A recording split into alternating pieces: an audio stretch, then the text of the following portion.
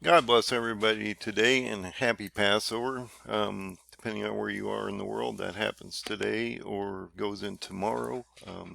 That's April 22nd or 23rd of 2024. So again, happy Passover. This is going to be a video about predictions. I believe that now that we have a clarification on the Shemitah cycle and the Feast of Trumpets that the rapture would occur on, which is in October of 28, based on my charts, we can now map out and almost put a timeline on what is coming up next in this Middle East confrontation. I can't give you all details, but I can give you the movements of Turkey, which is getting ready to enter this war, and how that's going to play out. And this is going to put a bunch of different prophecies in play. There's multiple ones. Ones that we can look at here are Ezekiel 38:39, Daniel 8, and 2 Kings 24:1 and 2, just to name a few. So let's get into this map. I want to show you a couple articles first because Erdogan is getting ready to invade, and that's going to affect the map that we're showing you here. So in the last week or so, 10 days, I've posted a number of articles, and so I want to go over a number of these to set up how this is leading into an invasion by Turkey into Syria and Iraq, and how that's going to affect the Middle East. Literally within days, guys, he's talking about invading. So let's see what's going to happen and why. So Netanyahu has been, of course, talking about his back's against the wall. He has to eliminate Hamas. He probably has to eliminate Hezbollah, and he probably has to eliminate the Houthis as well as Iran. And then we saw this tit for tat attack between Iran and Israel, which is somewhat calmed down, but we have a secondary front getting ready to move through with Hezbollah. The Hezbollah fronts and the Israeli fronts have started to really ramp up, and so this is starting to break out, and that's where I talk about 2 Kings 24:1 and 2. It talks about Turkey getting ready to come in as an invasionary force, as well as 4 regions around Lebanon, West Bank, Golen Heights, Jordan, Syria area would literally attack and do an invasion by Hezbollah into Israel as we move forward. That hasn't happened yet. That's coming up. Israel had originally talked about hitting Iran with an EMP bomb, which would shut their whole system down, and then they would deal with the nuclear threat from the head of the snake, which is Iran. And what they would do here, they would take like an F-35 or a bomber that would go approximately 18 to 20,000 feet above the atmosphere and launch an EMP, which would neutralize a specific range or diameter of area, which would be Iran itself. That would shut down their grid system.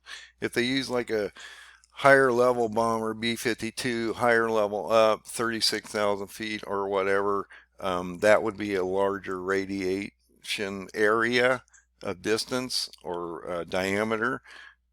So they would measure where that plane would have to go up to on that country, and they would put it right in the center of the country, and they detonate it so it would radiate out as far as they could without affecting other countries. So that's how that would happen. This would affect above ground facilities, but not necessarily below ground facilities, and so that would still be a problem because a lot of the facilities with nuclear capacity to launch missiles and things are underground.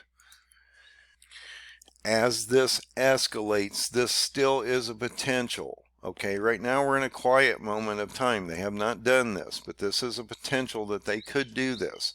The other thing that could happen is if Iran and Israel ramp up, Israel could EMP Iran, and then as Turkey's coming down, as we're going to see, and starting to affect Israel, Iran would be attacking them. Turkey would protect the Temple Mount. So because Israel's EMP'd them and knocked their grids out, Turkey would have a much easier time to basically go against Iran And once the Kurds align and join them, it would be easy for them to basically fly over with drones, rockets, planes, jets, and all kinds of stuff and knock most of Iran's facilities out.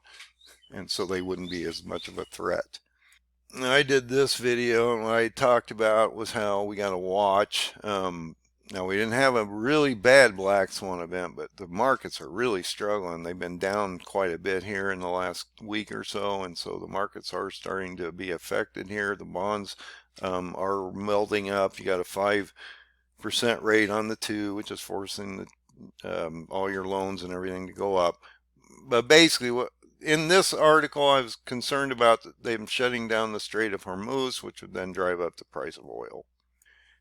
Because the Middle East is heating up, all groups of people are literally telling everybody to basically leave, and so that is, and they're shutting airports down from time to time when attacks come in. That's sort of cleaned up right now, and most air travel is still going on right now. And the tensions between Iran and Israel are high. Iran will probably use Hezbollah as a proxy to retaliate against Israel against their strike. We do have an escalation in this, and it is ramping up on the northern border and the eastern border between Hezbollah and some Hamas areas up in there and some Arab areas in there. It's also affecting Iraq, Jordan, and Syria, but we're getting a much higher level of barrages of missiles and different attacks, incursions from Israel into West Bank and different things like that than we had before. So that is ramping up. The ceasefire in Qatar is just basically falling apart. No one's going to go for that. So based in that case, now what we've seen is Netanyahu has now started to initiate a campaign down in Rafah. And I think that's another thing. They didn't really want to ramp up Iran when they're getting ready to do two other ramp ups down in Hamas and Hezbollah, and then to put Iran on their plate would be quite a bit. The other thing I think is really cool is because we've fanned this out to the Feast Trumps to 28. This gives us basically a year for this whole thing to develop as we move forward. So it is going to look ugly in the next 6 to 8 months as this breaks down, and I show you in the chart where we're going to be as we get into January through March of 25. So now we're getting to the map because Erdogan's getting back in the game. He's going to eliminate the PKK and create that buffer zone. He's talked about that. He's in his third phase. He wants to stop the PKK and basically stabilize this whole region by the end of the summer. And so we're in the end of April. We got May, June, July, August. So he's got about 4 to 5 months to accomplish that, as well as he's getting ready to go down and help the Palestinian people.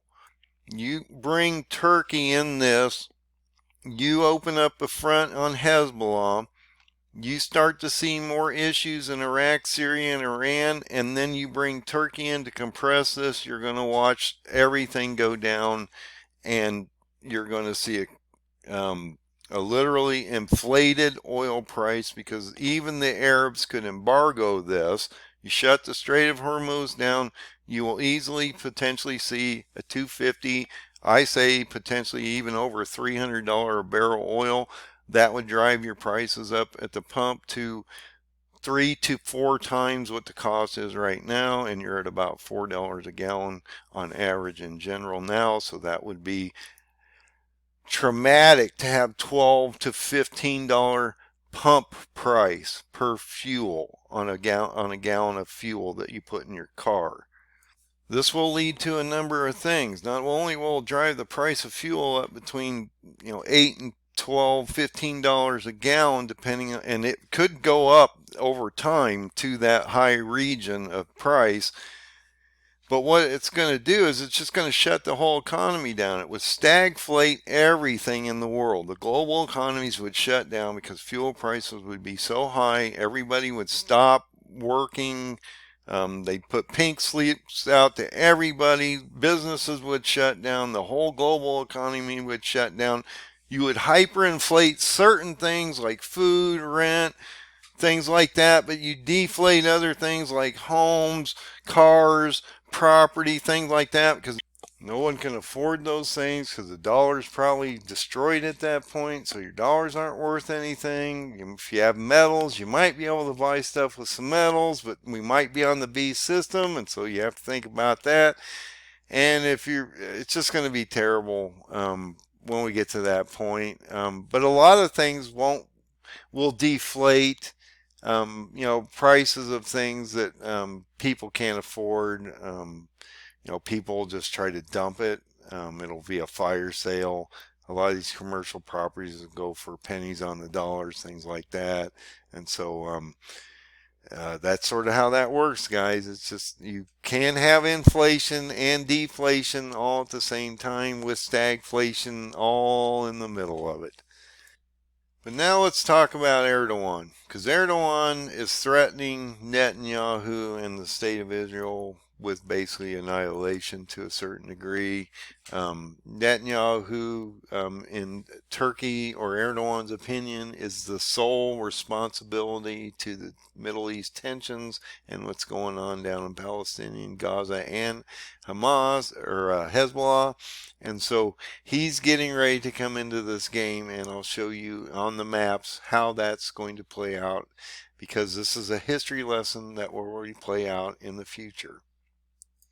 But Erdogan is pumping up his nation, accusing Israel of double standards, even though he's doing the same thing against the Kurds and the Armenians up north through Azerbaijan. And so he has no ability to speak here really in this capacity, but he's of course going to blame Israel for the atrocities that are happening in Hamas and Hezbollah. So Jordan is potentially a target now also, because they also helped in the dropping of these drones and missiles that came into Israel from Iran. And so Jordan is working a fairly tight rope in how they're going to handle this.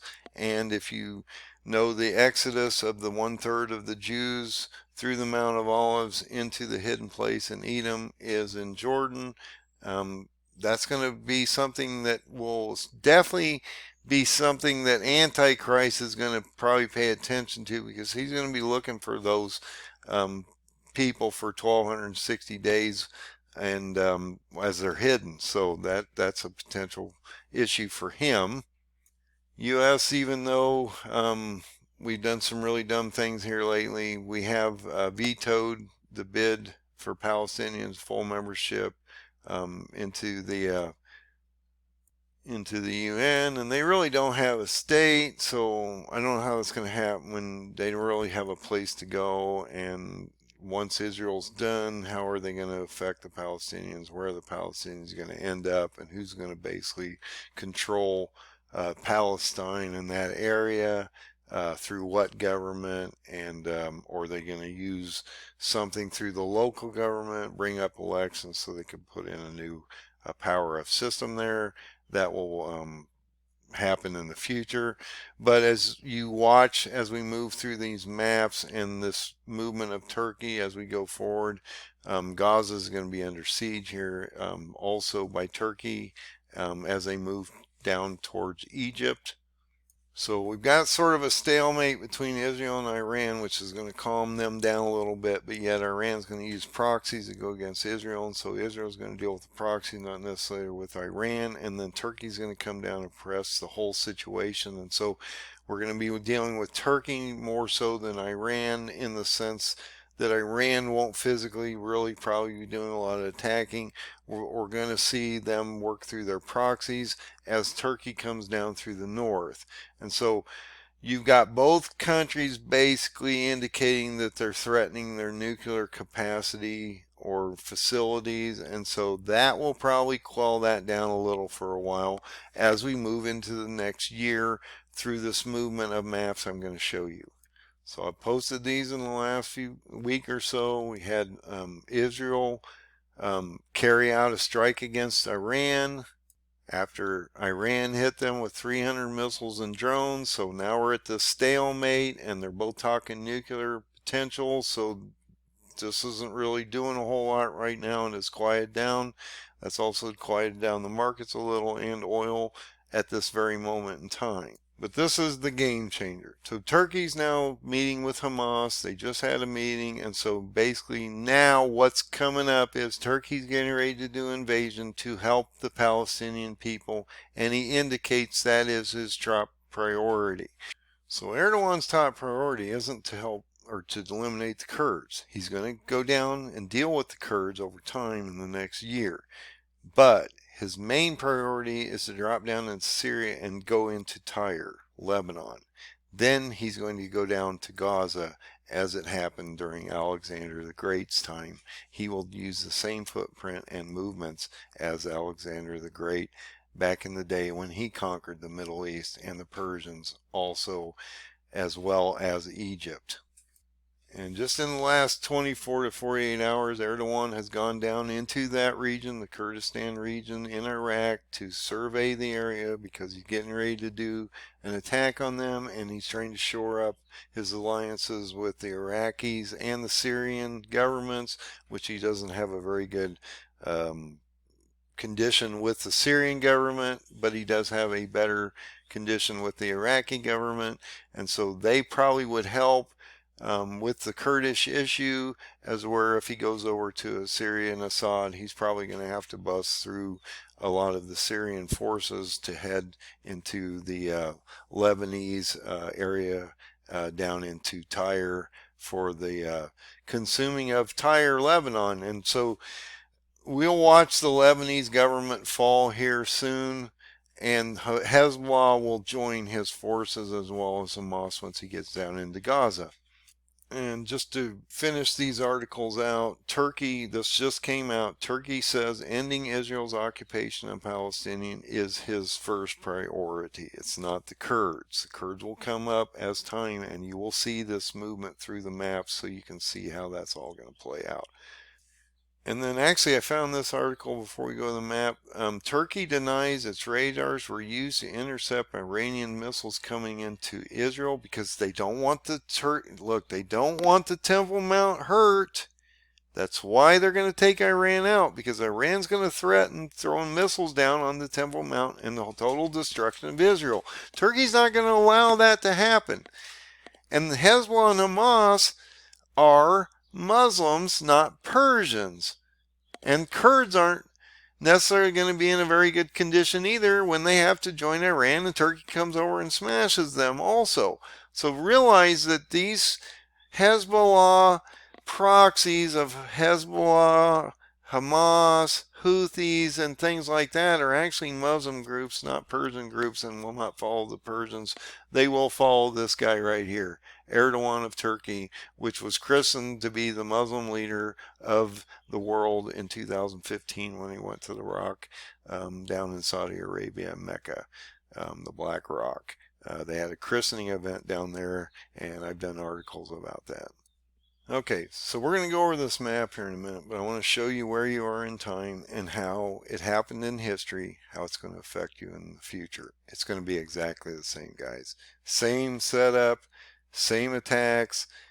The attacks won't go exactly the same because it's modern warfare, but it will go through the same footprint as it did in the past, and I'm going to show you exactly how this is going to happen. So let's look at a couple other things real quick so we can set up where we are on the map. So when Alexander came down from Greece into Lydia, which was Turkey, he took basically over Turkey completely. And then we had the Battle of Issus, which is in the southeast portion of Turkey prior to coming down into Syria, going into Gaza. So that's where you are right now, is you're in that gap between the Battle of Issus when it finished and the Kurds were repelled to the east, which is what happened. The Kurds had come over to try to cut Turkey off, or in this case Alexander the Great. And what happened was they failed, were pushed back towards Erbil, Iraq, and then Turkey came down through Syria down into Lebanon and left the Kurds alone until he came back to attack them later, okay? And I will show you how that works. So if you go down in this map, or in this article, you're going to see this map, which is extremely cool. And I want to show you something that affects us today, okay? So look at where we are now. We're in the Battle of Issus right now. This has happened, okay, in the past, but it's actually already occurred in the future, because the setup is right where we are now, that we're moving from the Battle of Issus, where the Kurds are literally off to the east, and he's getting ready to come down into Lebanon, into Tyre Lebanon here, okay? Now look at the dates here. Okay, so he starts the Battle of Issus. Now from the time he leaves the Battle of Issus, it goes from like January to July, okay? And you can see that here. Tyre falls in July, so you need to think about that this year, okay? So Tyre, Lebanon, would fall approximately around July of this year. It's April, at the end of April right now, so you'd have May, June, July to get down into Gaza. Then what happens? Alexander comes down into Gaza around October. Okay, so that's pretty important. Now we're in the Feast of Trumpets of 24, around the fall feast, October. But then when he comes down into Egypt and takes over Egypt, they just relinquish the country. They don't even try. They basically indicate that he is a occupying force, and they're going to give their allegiance to him. And so they do a ceremony, and they don't even try to take it out. Egypt just capitulates completely. So there is no war when you get to Egypt, okay? Then what happens? He comes back up to Tyre, Lebanon, okay, and then goes where? To Gaugamela, Iraq, which is in October. Okay, now there is a gap difference here between this October of a year and this October of a year. But I'm going to explain what I think will happen there. So as Turkey comes down and deals with this, the Turkish forces are also going to be unleashing a barrage of artillery and things on the Kurdish forces around these regions here. And so these are going to be extremely softened up as he's driving down through here. So when he comes back from Egypt to Tyre and then drives to Erbil, there won't be a whole lot for him to do. You will have then once Erbil falls, which I don't know how much of a battle that will be. It was a major battle in the past, but Erbil may fall fairly quickly as Turkey's unleashing everything from drones, missiles, tanks, and everything all at one time on them. They're going to collapse down towards Baghdad. They're going to align with Iran. That's then going to line them with Shush, Iran. And then what happens? When the Kurds align with the Persians, they're crushed. Okay, then he takes over Persia, ends up in Iraq, Baghdad again, and then what? Drives over towards Israel. Okay, so that's the path. Just as it happened in the past, he's going to do the same. He's going to come from the Battle of Issus down to the Battle of Tyre, to the Battle of Gaza. He's going to take over Egypt without a fight. He's going to come back to Tyre. He's going to go to Erbil, Iraq, do the Battle of Gaugamela, which won't probably be much of a fight at that point. He'll come down. The Kurds will fall down and collapse to here into Iran. They'll align with Tehran, be pushed down to Shush, and Turkey will come across and smash them. And then he will drive back to, well, he'll take over Iran completely.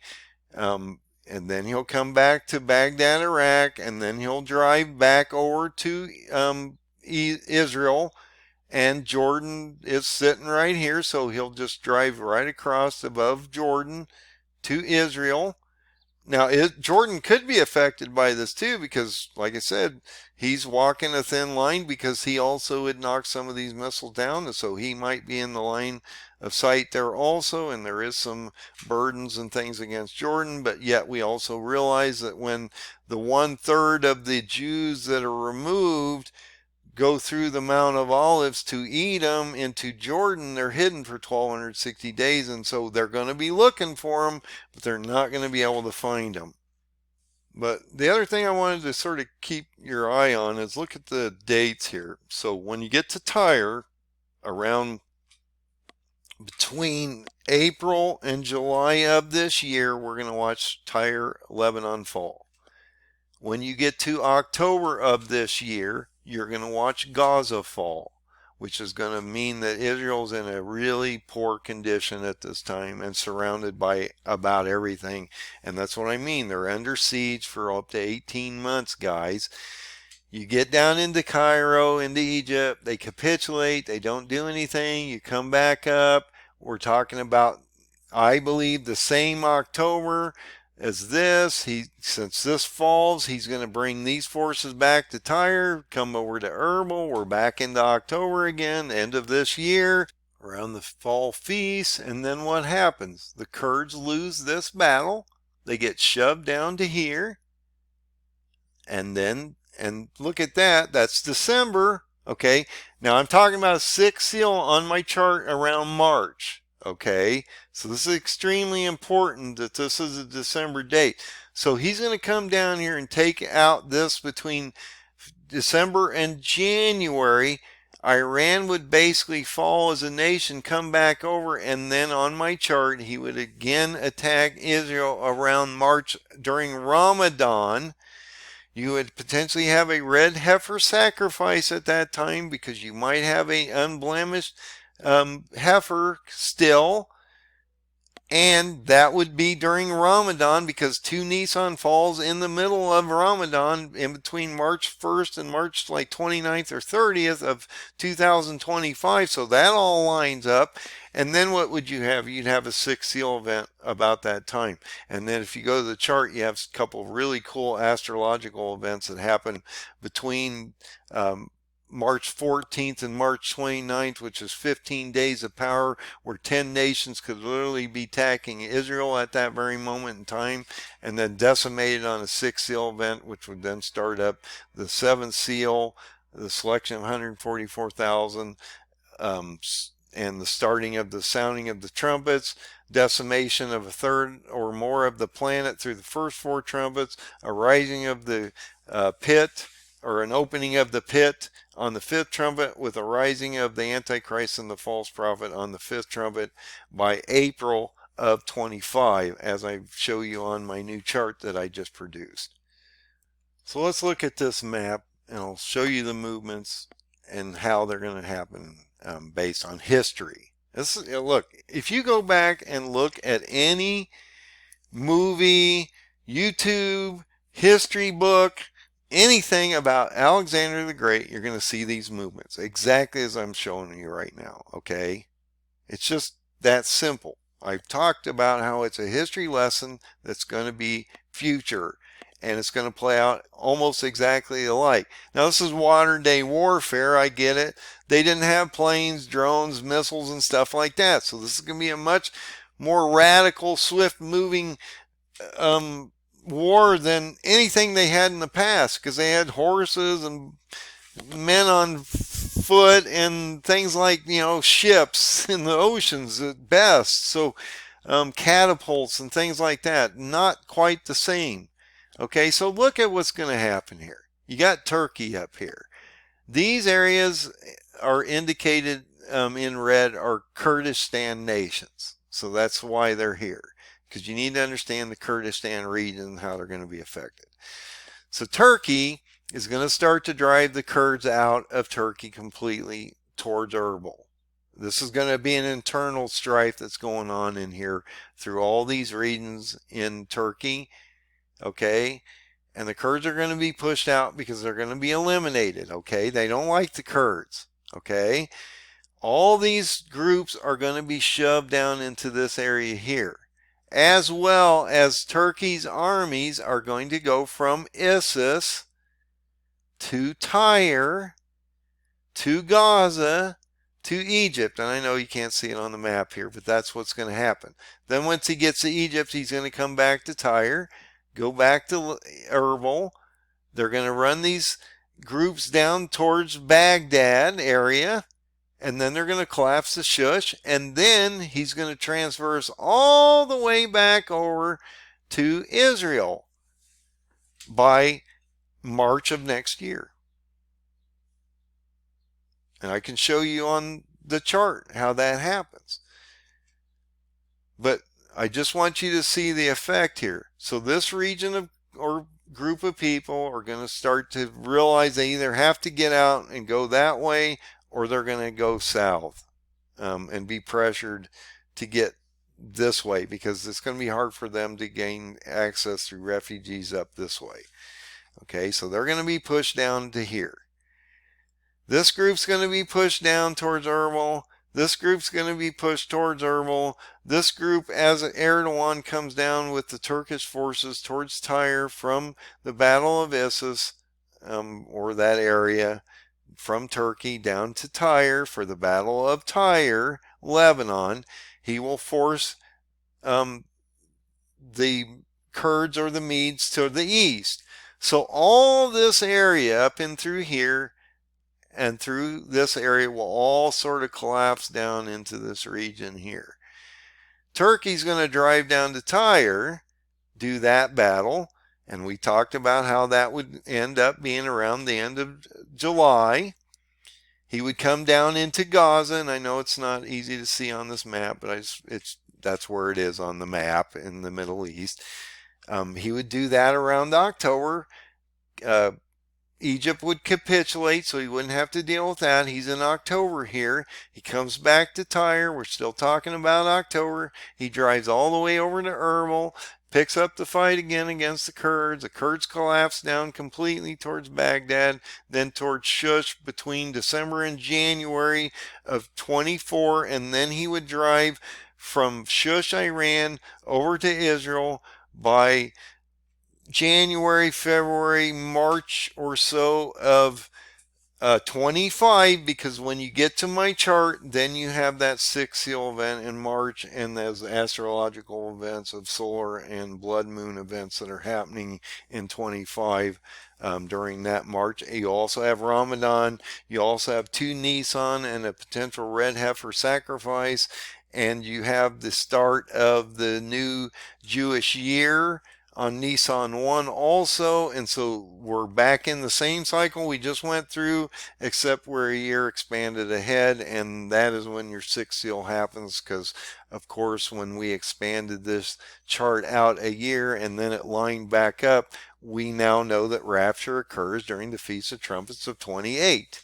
And so, and I'm telling you, I've looked at the charts enough to know that you cannot push this out to the Feast of Trumpets of 29, because there is a number. I've hit 2 or 3 red flags that say that it falls out of the charts and does not work in that time frame. So I may try to chart that out and show you how that falls out and why it wouldn't work. But in my opinion, we have the right chart and we have the right time frames now, and so this should play out pretty much as I'm talking about here. And I wanted to show you this real quick, because after the siege of Gaza in October and that ended, Egypt just basically capitulated and said, look, you know, you're a liberator, and we're just going to let you liberate us. I don't know how that's going to work with the Egyptian government, but you could see a lot of internal strife in Egypt, and this could be potentially a problem for al-Sisi that just got elected in last year. And then if you go to the chart, it indicates sort of when he perishes on that chart, and so it's extremely important that we sort of watch all those events and how that turns out. But once he falls, which is no battle, they just give it up, he goes then back to Tyre, okay? And so you can sort of see how that turns out. And even if you go down into the article here, you say after leaving Egypt, he does what? He goes to Tyre, and then he does the Battle of Gaugamela, and then he drops the Kurds down towards Babylon, and then he goes into Persia and does the Battle of Susa or Shush. That's what I mean. It's a history lesson, guys. It's getting ready to play out in front of you. You even have date stamps here to tell you about when this stuff's going to happen. So this gives you a lot of information to how to get ready and prepared for this coming up, and you sort of know when things are going to break. This will also affect markets and everything all at the same time. So by this fall, as you walk into this election cycle, I think it's going to be extremely ugly on the ground, guys. So if you go to my free Wix site, which is my website, endofdaysurvival.com, and I am slowly getting all the videos and stuff updated. I had an issue with it the other day, so I haven't got them all out here yet, but I am getting them all out here because I want to keep this updated. Go to this 5th PDF, click on that, and that takes you to the timeline, okay? And then I'll show you exactly why that matters here. So when you click on that button, that brings up this chart. We are approximately right around in here right now, and we're going to be looking at approximately this area of section that moves into the next year and a half. So this puts you in this section of the chart. You're at April 20th, well, yesterday, or on Saturday, okay? Nothing happened really right there. We did not see a possible red heifer sacrifice. This is going to happen next year during March, okay? I know that pretty much right now because they need to do it on 2 Nissan, and I don't believe they're going to have that happen here. So as you walk into March, you're going to see that happen right before that treaty, and well, the 6th seal pops right here, as you can see. Okay, so that's extremely important. So that will happen around that date of Ramadan. Ramadan starts around the beginning of March and runs all the way to March 30th. Okay, so there's a lot going on between March 1st and March 30th. On top of that, you have that blood moon partial event on September 18th of 2024, and you have a blood moon event, complete full blood moon, on March 14th, which is interesting because you go to March 14th, you have this total lunar eclipse 15 days later on March 29th. So you have a gap of 15 days between the 14th and the 29th. That would be your 15 days of power that Erdogan gives his nation. And then what happens? We have that 6th seal pop. Okay. So you're in Passover right now. You're getting ready for what? A potential attack by either Iran or its proxies, probably not Iran. Hezbollah will get into this as Erdogan's getting ready to invade and start to come down into Lebanon. They're going to affect this situation. That talks about 2 Kings 2:20, 24, 1 and 2. And then it talks about we're trying to figure out exactly the date that Turkey's going to invade Syria and Iraq. We just talked about that. My guess it's just about any time. Could even happen on Passover or just after Passover. So that's something to look at. Maybe that's something that they'll do because it's the Lord's time, and so they'll do something during Passover or through Pentecost. And so if you look at that April 20th date to the March date here in 25, all that is going to play out on the maps and everything that we just talked about, okay? Once you get that 6th seal event, then what happens? They start burning the weapons, they start burying the bodies. You've got 10 nations of Muslims dead on the ground. Erdogan will die in his own country. He'll be buried. He'll be resurrected. The 7th seal breaks. You have the 144,000 selected. The 4 winds are being held back. You have 4 trumpets that devastate a massive amount of the earth. A pit opening. And the scorpion's coming out for 5 months, which is interesting because if you move that forward, that sort of gets into the siege area here. That's what I mean. This map really lines up here, guys. You got Ramadan ending, and then what happens? They have a signing of the treaty with the nations for the 1260 days as you move forward into the Feast of Trumpets of 27, or 28, excuse me. I'm going to have to keep reiterating that. It's the Feast of Trumpets of 28. And then look what all that you have, all these blood moons and different effects that are happening across the board between um, basically August of 25 and September of 28, with all these different things going on out here with abomination in the middle of it. Okay, so it's extremely, extremely important that we keep an eye on all this. And I believe this is a pretty close chart, guys. I don't think this chart's too far off at this point. I think we are just about where we need to be. And now that we know that this falls within the Shemitah cycle of 2022 and 2029, it ends in the strong generation of the Jews, or the 80th year on the Feast of Trumpets during 28. And I believe that then gives you a complete, somewhat picture of what's coming up. And I'm guessing that these attacks and things will happen basically on the times that they indicated in the past, in the months. On those times, you could almost probably, if you wanted to go into those specific dates, almost hit the very specific dates or days that the attacks will literally radiate on. And like I said, this will be a little different kind of war because it's a modern day war. And I had made a comment to somebody, this is going to be extremely hard to watch because you're going to see this in real time. As you watch this chart and you see the news, you're going to see these things occur approximately around the times that I'm giving you based on how this is broken out. And you're going to watch the TV in amazement that God is in this much control and that you can literally watch this in real time on a TV. Any other war that we've had really up to this point, you either had to get a little news out of a newspaper, or you saw the nightly news on the TV, or maybe you saw an article in the internet or whatever. This is happening in real time as you watch TV. You'll be sitting there watching the news, and then what? Breaking news, Iran just attacked Israel. And you're going to go, wow, where am I on the chart? And you're going to go, wow, that's what it said it was going to happen. Yes, because the charts aren't going to lie to you because they're built into the Bible. Look, I didn't make the chart up. He gave us all of the information to build the chart in the Bible. I'm just deciphering it and putting it on a timeline, guys.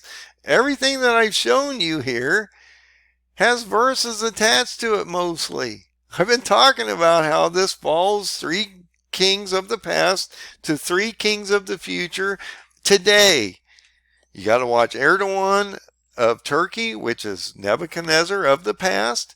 You got to watch Zedekiah, which is Reuben Revlin of the past, or Zedekiah of the past. Reuben Revlin is today. That's the past president of Israel. And then you got to watch the present president, which is Isaac Herzog, which could be, in my opinion, as it happened in the past, could be captured in March of 25 on that original day of siege, approximately around March 14th, because it goes for 15 days into the future to the 29th, and then you have this partial solar eclipse right after this blood moon on the 14th.